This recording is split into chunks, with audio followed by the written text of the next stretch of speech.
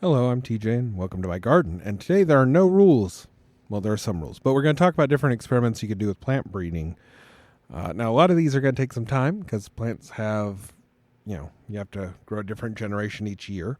I'm going to talk about a way to speed that up a little bit later, and I'm also going to talk about a product out there that lets you speed that up quite a bit. So let's get started with the conventional stuff. So, what I told you about not raising the seed taken from a hybrid plant, right? An F1 or F2 hybrid. You can do that. So the reason why I told you not to is because you're likely to get more traits of one or the other parent, and neither of those parents were bred themselves to be eaten. They're not good varieties on their own. They're just made to cross and make a new variety that is better. But sometimes they produce an interesting flavor, and sometimes you can back cross them again and again and again and eventually create something that's pretty close to the hybrid variety that's stable enough that you can actually then keep it as an open pollinated variety. There are several projects to do this. There have been several attempts at this with Sungold, none of which have been completely successful. Using F1 or F2 hybrids as a base, taking their seed, growing it out, and then, using conventional plant breeding methods, you can come up with some interesting varieties, and there have been a few cases of that. So there are reasons why you would want to do that. With your apples, obviously, I already pointed to one reason you might grow from apple seed. If you're only worried about cider, you can actually get some decent cider apples just by letting them, reproduce naturally.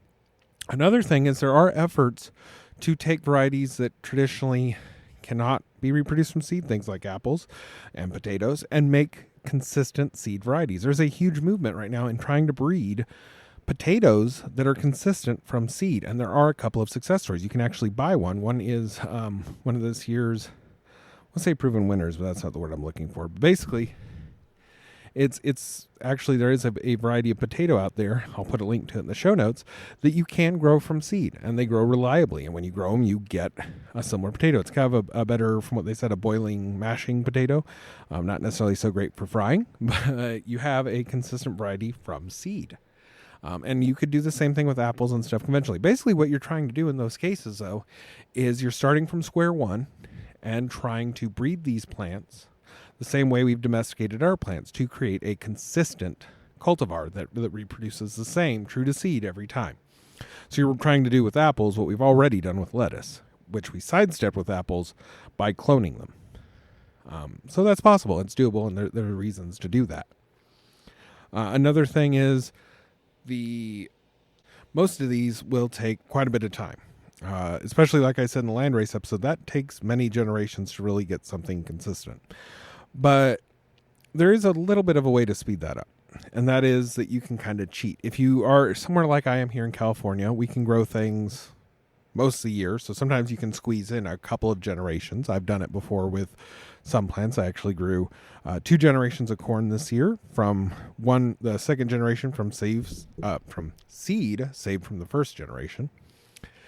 And you can also cheat by going to different climates. Now, the Dwarf Tomato Project was a project to basically take the couple of varieties of tomato we have that have a dwarf growth habit, and to breed those into a multitude of varieties. And they did this by sending seed back and forth between America and Australia. You could do this with any 2 regions that are on opposite sides of the globe, especially globe.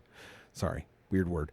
Especially if they have similar climates. So if you have, say, somebody in Australia and somebody in California, both in regions that have Mediterranean climates, they could grow similar plants. And so you could send plants backwards and forwards over a year. You can get in 2 growing seasons in those 2 areas, and thus potentially breed a variety twice as fast. And this has actually worked. The Dwarf Tomato Project has produced a huge variety of dwarf seeds. They're also really great varieties to pick up if you want to grow plants on your patio, because they do just fine in small buckets. And they've bred a few other varieties that way as well. So it's a really good way to cheat. Now, I said there was a product that let you do this. And this is where things get interesting. The University of Minnesota, I believe, they have created something called Fast Plants. And I believe that you can find that at fastplants.com. And what Fast Plants are is They're a variety of Oleracea rapa, which is the same plant that gives us beets. You can grow these plants in less than a month, something like 3 weeks, I want to say. They go through their entire life cycle, so they don't become something you could eat. This is strictly if you want to play around with breeding experiments or show people plant life cycles, but you want to do it in a short period of time. You're not going to use these to develop a food variety or anything else that takes a lot of time to grow. But what these things do is they go straight from seed to plant, immediately go to flower, and produce seed as quickly as possible.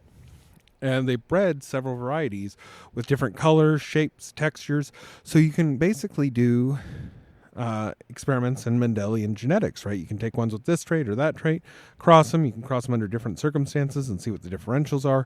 You can do all kinds of fun breeding experiments, and you could do, many generations, 4, 5, 6 generations in a year of experimenting with them that with any other plant would take you 4, 5, 6, 7 years. So there's a lot of advantage to that. Now, another kind of fun project. This one you have to look into your local laws for. There are legal issues here, but if you can find a wild habitat where it is legal to collect some seed, you can collect seeds from your native plants and try to germinate them.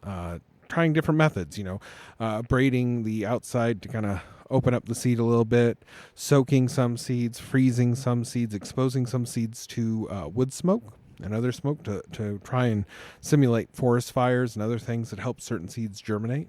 So you can experiment around with them and find the ways to make your native plants reproduce from seed in a controlled way as opposed to in nature, and actually grow more natives in your garden. It's also a good way to just propagate native plants in general, so we have more of them. But yeah, there's a lot to do with that too, where you can experiment with different ways of growing seed.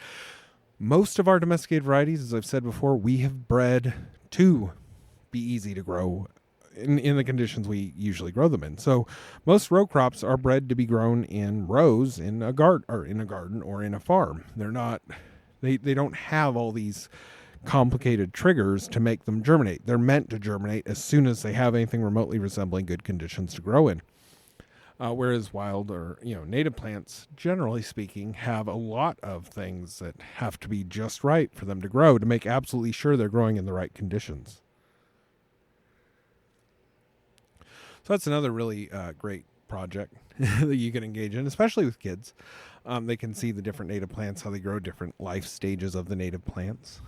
You can also try to domesticate a native plant, although there isn't always a lot of reason to do that unless they have, say, flowers that you like or a shape you really enjoy. But that's how, obviously, all plants eventually, all domesticated plants eventually come from some native plant that has been changed through human breeding over time. But a really good project, though, is like I said about potatoes, you can grow potato from seed.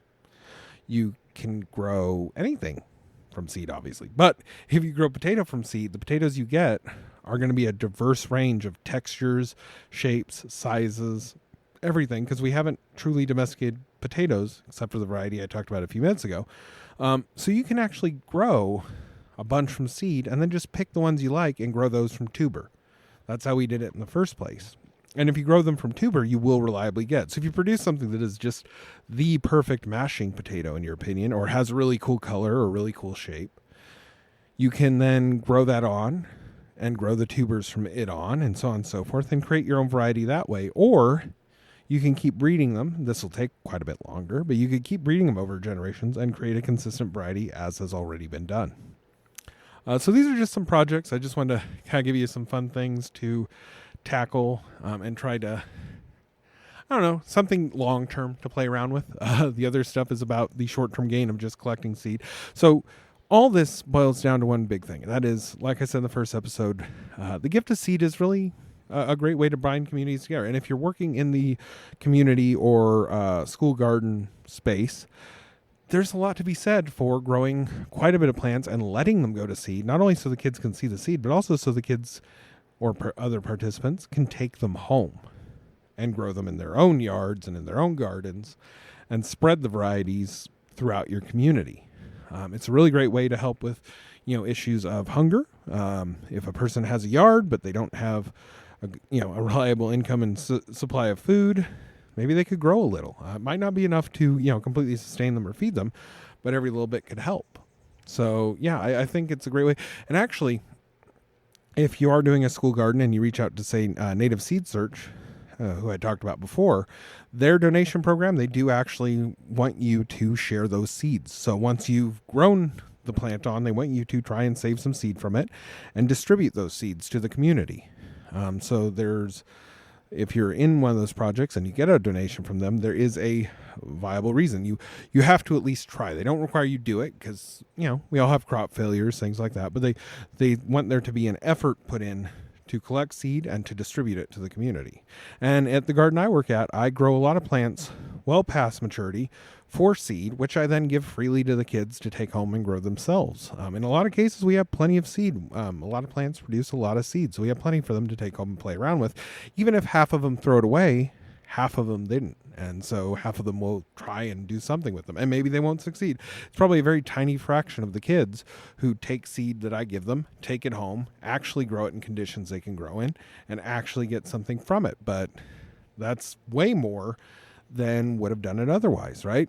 That is a tiny fraction, but it is a fraction that exists versus not existing at all. So I take some pride in that, and I do enjoy that. So I hope this has been helpful. If you would like more content on seed saving, you can definitely shoot me a comment over at the website at tjsgarden.com and the contact page on there. You can subscribe to the podcast at podcast.tjsgarden.com, and please share that link out to anybody you think might be interested. If you would enjoy a more organized course type format on seed saving, I have thought about doing it. So if I get enough interest, maybe I'll do something a little more cohesive than these episodes this week. But anyway, thanks for listening. Go out in your garden and have a great day. Bye.